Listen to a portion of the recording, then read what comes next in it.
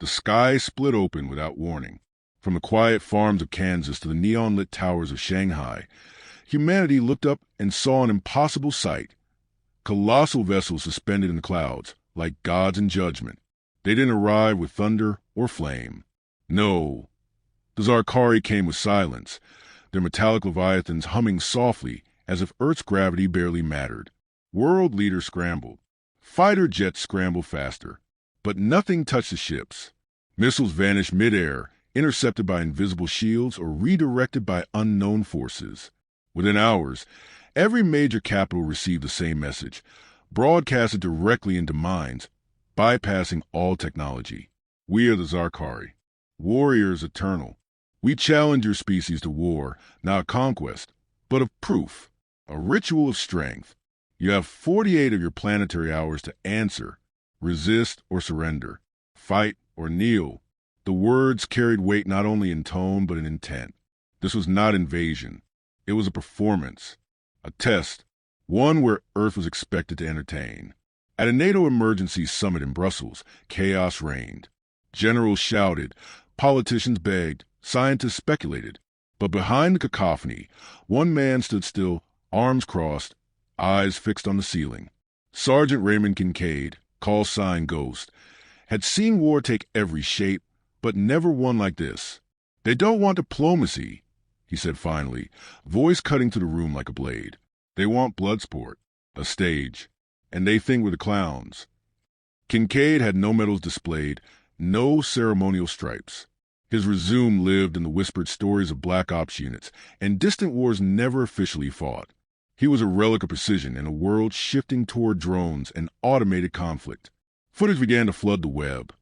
Zarkari warriors on the ground, towering reptilian bipeds clad in obsidian armor, laughing as they crushed old American Abrams tanks underfoot. One clip showed a squad of human soldiers emptying entire magazines into a Zarkari patrol, only for the rounds to bounce harmlessly off their shimmering exosuits. The aliens roared with laughter, collecting the bullets as souvenirs. Primitive fire sticks, one translated voice sneered. Your weapons belong in a museum. Kincaid watched it all without blinking. He saw through the muscle, the size, the energy fields. He didn't care about lasers or shields. He cared about habits, timing, blind spots. The Zarkari didn't just believe they were superior. They knew it. That was their weakness. Back in Washington, in a dimly lit intelligence briefing room buried beneath the Pentagon, a counterproposal began to form.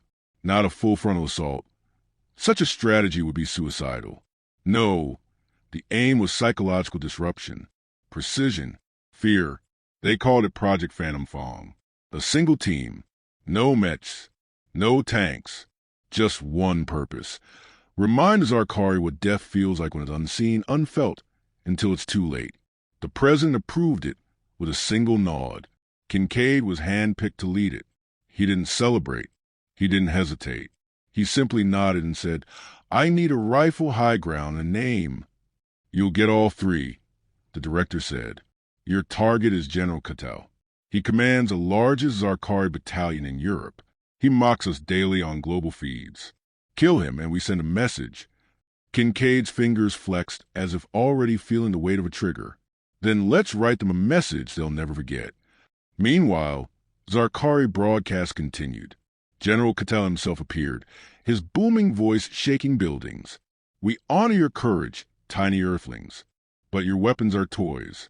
Your soldiers are children. Come, show us your best. We will bury them in stories told to our young. The world watched in silence. Fear gripped cities. Evacuations began. The internet drowned in despair and bravado. But far away, in a remote underground facility in Norway, Kincaid began to build.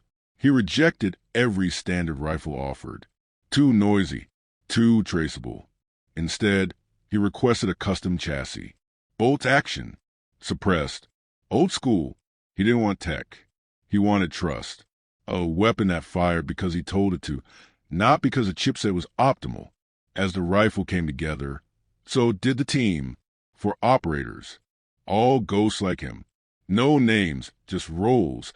Spotter, hacker, medic, ghost. Their insertion window. 40 hours from Zarkari ultimatum. On the final night before deployment, Kincaid stood alone on a wind-blasted cliff.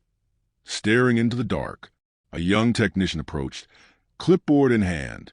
"Sir," she asked hesitantly, "do you really think this can work? One shot against giants."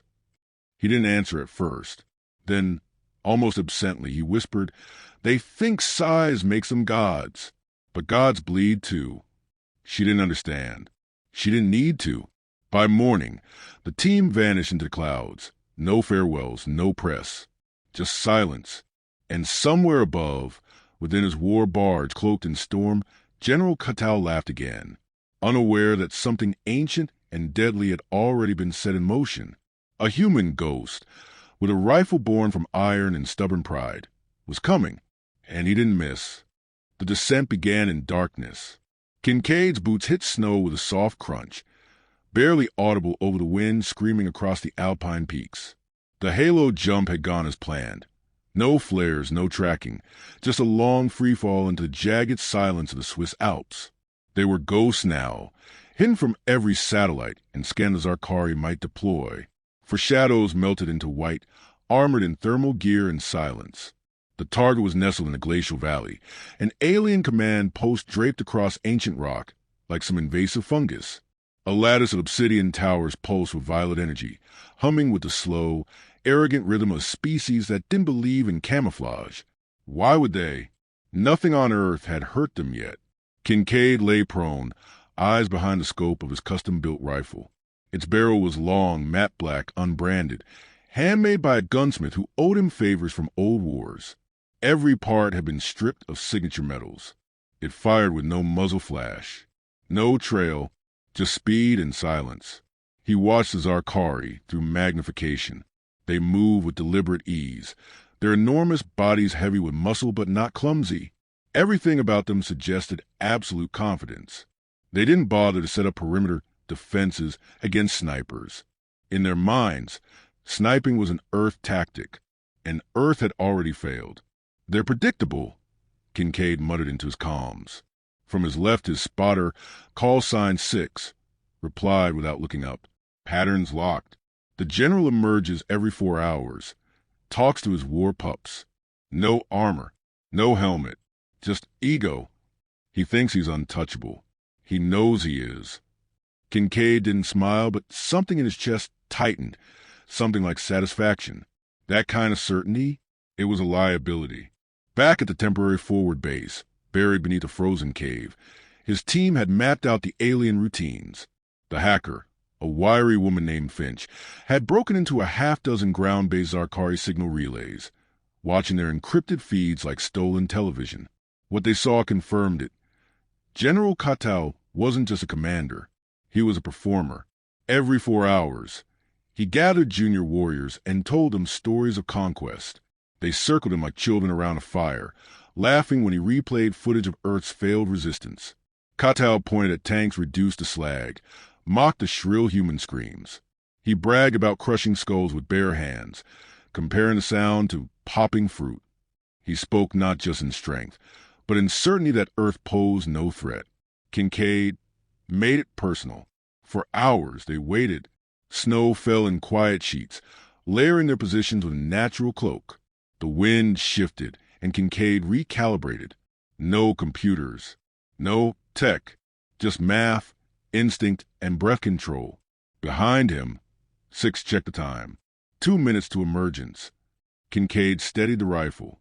His hands, scarred and calloused, wrapped around the grip like they'd never left it. The world narrowed to the valley below. Movement. Catal stepped out of the central structure, flanked by 2 lieutenants. His armor was ceremonial, more ornament than defense. His voice boomed, translated into 100 languages via broadcast. "I walk unguarded upon your world," he declared, chest swelling, "because I fear none of you. Our children laugh at your courage." Kincaid dialed in. Wind, west at 5 knots. Distance, 2,131 meters. Drop, 12.2 meters. Breathing, slow, silent. "Confirmed shot," he whispered. "Confirmed. Wind steady. Target exposed.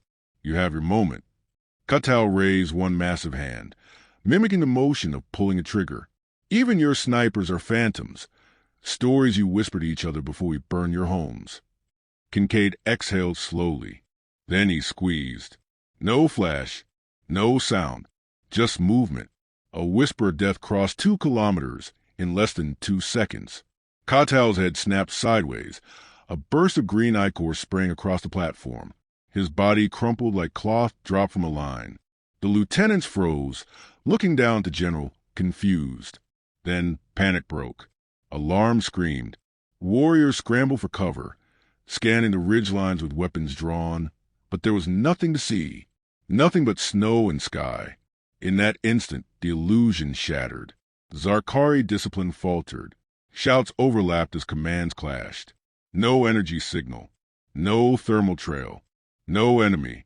Just a body, still warm, with a hole through its skull. Kincaid watched it unfold through the scope. Then, without a word, he dismantled the rifle in practice motion, piece by piece, each segment sliding into custom foam compartments in his pack. Not a shell casing left behind. They moved fast, down the ridge, into the brush. Finch triggered noisemakers 5 clicks east to mislead pursuit. The medic erased their tracks with low-grade thermite. Within 12 minutes, they were gone, vanished like myth.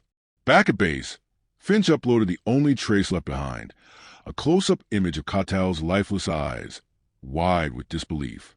Alongside it, she embedded a digital message. We don't need energy weapons. We need only one shot. It spread faster than any virus, encrypted, mirrored, shared in underground networks and civilian channels alike. Earth's morale ignited. For the first time since the invasion, the world felt something unfamiliar. Hope. As night reclaimed the mountains, Kincaid sat near a dying campfire, chewing on dry rations. Six said nothing. Neither did the others. They didn't need to. The next move belonged to the Zarkari, and Earth had drawn first blood. The Zarkari were a proud species, and pride was an unforgiving mistress. Within hours of Kincaid's strike, the alien forces responded, not with rage, but with cold precision. The field officers had seen the footage, replayed it 12 times, analyzed every angle, every movement.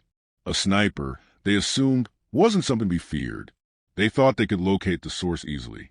They thought the humans' victory would be a fluke. But pride can be a dangerous thing, and the Zarkari's arrogance came at the expense of their perception. They began to adjust. They started deploying countermeasures, more drones, better scanners, and mobile shields that disrupted anything they couldn't immediately identify. Kincaid's shot wasn't just a blow to their commander. It was a breach in their self-image. They believed that no one on Earth had the skill or technology to harm them. Now they knew they were wrong. Back in the hidden cave that served as the team's base of operations, Kincaid and his unit sat in grim silence. There were no celebrations, no congratulations. It was a hollow victory, because the battle had only just begun. Their sniper shot had cut to the myth of invincibility, but the real war was yet to be fought. Zarkari don't do surrender, Kincaid said, his voice barely a whisper in the cold, cavernous room. He paced, fingers rubbing the stubble on his chin. They'll send their best after us. They won't make the same mistake twice. Six nodded, looking at the feed streaming across her laptop. They're already deploying more forces. I'm seeing thermal signatures. Lots of movement. The medic, a quiet man named Ramos, sat in the corner, fiddling with a set of medical tools. And we have no backup. Just us. If they come at us in force, we're sitting ducks. Kincaid stopped pacing. He looked at each of them in turn, measuring their resolve. Each had their role. Each knew the risks. But there was something else in their eyes, something beyond fear, beyond the weight of the impossible task before them. It was something like the edge of a blade, honed to perfection. They were ready. Kincaid turned back to the screen, eyes narrowing. We'll hit them again, but we need to be smarter this time. A single shot won't be enough. We have to make them fear the unknown. The next phase of their plan was simple: psychological warfare. No more waiting for Katal to step into the open. No more allowing the Zarkari to dictate the tempo. Kincaid's team will become ghosts in the system, an invisible force, pulling at the threads of the invaders' confidence until it unraveled. They split into pairs. Kincaid and Six would move out first, scouting the terrain around the Zarkari command center. Finch would hack into the Zarkari surveillance network, creating a false trail that would lure them into traps. Ramos would stay behind, patching up injuries and coordinating their movements. The clock was ticking. Every minute brought the Zarkari closer to realizing that they were not the predators. They were the prey. They had no time to waste. Kincaid and Six moved under cover of night, blending into the shadows of the craggy mountains. The air was thin and sharp, but Kincaid didn't feel it. He never did when he was focused. His mind was a singular blade, cutting through the noise, slicing through the fear. They moved with the precision of a well-practiced routine. The sound of their boots on snow was a ghostly echo lost in the howling winds. Kincaid's mind was already racing ahead, calculating routes, predicting the Zarkari movements. They would be watching the ridgelines, the forests, the open areas, but they wouldn't be expecting this. By dawn, Kincaid and Six had reached a high outcrop, a place where they could observe the alien command center without being seen. From their perch, they watched as the Zarkari reinforced their perimeter, placing drones in the air and mechanical sentries along the paths. "They're learning," Six murmured, her voice tinged with awe. "They're panicking," Kincaid corrected, voice tight with focus. "This is good. They're reacting."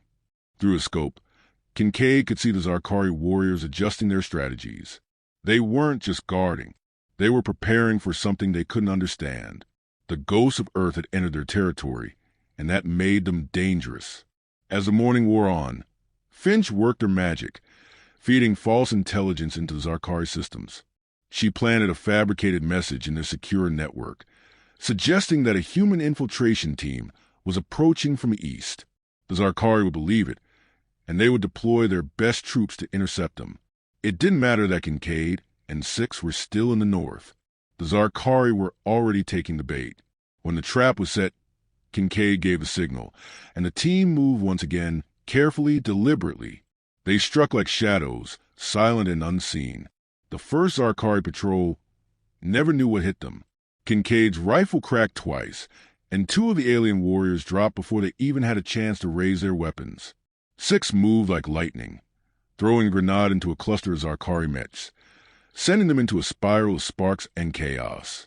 Then the message was sent, a burst of static, a blur of encrypted data, and the Zarkari systems began to unravel. They couldn't keep up with the deception. Their confidence, once unshakable, began to crack. The Zarkari were losing their grip on the battlefield. They were starting to understand what Kincaid had always known, that a well-placed shot could shake the foundations of their empire. And Earth had more than just one sniper. In the distance, the Zarkari began to regroup, their massive war machines rumbling as they tried to restore order. But it was too late. The doubt had been sown. Their warriors whispered of ghosts in the night, of soldiers who never showed their faces and struck when least expected. Kincaid smiled grimly as he watched the alien forces fall into disarray. His team had proven the Zarkari wrong. And now, they were playing on Earth's terms. It wasn't over yet, but the Zarkari were finally beginning to fear what they couldn't see. The Zarkari were no longer invincible. The world had watched their arrogance crumble, but no one understood just how deep the shift had gone. The earth-shattering strike that took General Katal's life, the ambushes that had followed, and the constant barrage of deception, all of it had chipped away at the Zarkari's pride until it was nothing but dust. Kincaid knew it was just the beginning. If they didn't break their spirits completely, if they didn't make them question everything, then the Zarkari would adapt. And when they adapted, they would be deadly beyond measure. But there was no turning back now. The team had grown accustomed to their new routine. Each night they struck, hitting harder, faster, with more precision. Finch, whose hacking skills had become their greatest asset, was relentless. She had discovered weak points in the Zarkari systems, their comms, their sensors. With every passing hour, she pulled threads, unraveling the alien network with the practiced ease of someone who had spent a lifetime in the shadows of the digital world. Kincaid never asked her how she did it. It didn't matter. As long as she did, the Zarkari were blind to their every move. Ramos kept the team together. He was a quiet one, the steady hand that always seemed to have what they needed, whether it was medical supplies or an extra edge of calm when things went sideways. He was a ghost too, but in a different way. The other three might have lived in the shadows, but Ramos was a shadow, silent, unyielding, always a step ahead in knowing what came next. And Kincaid trusted him with his life. 6, the spotter, was a force unto herself. She was sharp, not just with a rifle, but with everything. She could read Kincaid's movements before he made them, knew when the air shifted, when a breeze meant more than just a gust of wind. Together, they were a seamless unit, ghosts moving through a world that no longer felt like their own. But the Zarkari were not finished yet. Kincaid had known they wouldn't be. After all, the Zarkari had seen their superiority, and for them, the idea of being outwitted was an affront to their entire existence. They didn't simply want to win now. They wanted revenge. And Katal's death was a symbol of their loss, a blow to their honor that could not go unanswered. Kincaid's team had struck where it hurt, and now the Zarkari would do the same. The Zarkari sent their best hunters into field, elite warriors trained in tracking, in patience, in waiting. They had the resources of a galactic empire at their disposal, but what they didn't have was the one thing Kincaid and his team had: the will to disappear. They moved like ghosts in the wind, like whispers in the night, and the Zarkari's finest struggled to keep up. But even the best trackers had their limits. Kincaid stood at the edge of the ravine, eyes scanning the distant horizon. He had been here for hours, alone with his thoughts and the rhythmic ticking of the clock in his mind. The Zarkari were closing in. Their hunters were relentless, following the faintest trail. Footprints in snow, the lingering heat of human bodies. But Kincaid had learned long ago how to erase all signs of his presence. Six's voice crackled in his earpiece. They're getting too close. We can't keep running. We need to hit them back before they corner us. He didn't reply immediately, not because he didn't hear her, but because he was thinking. The ground beneath them was frozen solid, the winds howling like the ghosts of fallen soldiers. The Zarkari's advantage was simple. They were bigger, faster, and they could track them through every method they had. They couldn't outrun them. Not forever. We don't outrun them, Kincaid said finally, voice low. We stand and fight. There was a long pause. Then Six spoke again, her voice tight. You sure about this? If we engage them now, we're dead. Kincaid's grip tightened around his rifle, the weight familiar in his hands. He could already see the plan forming. They need to believe they're winning. They need to think we're running scared. But the moment we stand our ground, we turn the tables. Ramos' voice joined in, calm as ever. They've underestimated us. Let's give them something they didn't expect. Finch, who had been quiet for a while, finally spoke up. I've got their communications. They're moving in from the south. I can buy you a few minutes. But once they're on top of you, I can't help. Kincaid nodded, his mind already in motion. The plan was simple, brutal, and it relied on one thing: the Zarkari's overconfidence. They believed they could overpower anything on Earth. It was time to shatter that belief for good. They would bait the Zarkari into their trap, lure them into a kill zone where they would fight not as individuals, but as a collective. The Zarkari's weakness wasn't their strength. It was their arrogance. They believed their technology could outmatch anything Earth had to offer. And Kincaid was about to show them how wrong they were. Kincaid spoke one last time into his comms. On my mark, move out. The team scattered into position, moving like shadows. Kincaid took the high ground, watching through his scope as the Zarkari's hunters closed in. Their heavy boots crunched in the snow, the unmistakable hum of alien weapons charging up. They were sure of themselves. Too sure. Kincaid waited, each second stretching like an eternity. Then, without warning, he fired. The first shot rang out, a quick, clean kill, a Zarkari scout who had been too careless. The second came moments later, another alien warrior falling without a sound. The rest of the Zarkari froze, momentarily disoriented, and that was when the trap snapped shut. Explosives set by Six erupted from beneath the snow, sending two of the Zarkari into a flurry of sparks and fire. Ramos moved like a phantom, appearing from nowhere to incapacitate one of the hunters with a series of quick, surgical strikes. The Zarkari retaliated, but they were too slow, too stunned. Their movements were clumsy, uncertain. The ghosts of Earth had become predators. Kincaid squeezed the trigger one more time, dropping another hunter with ease.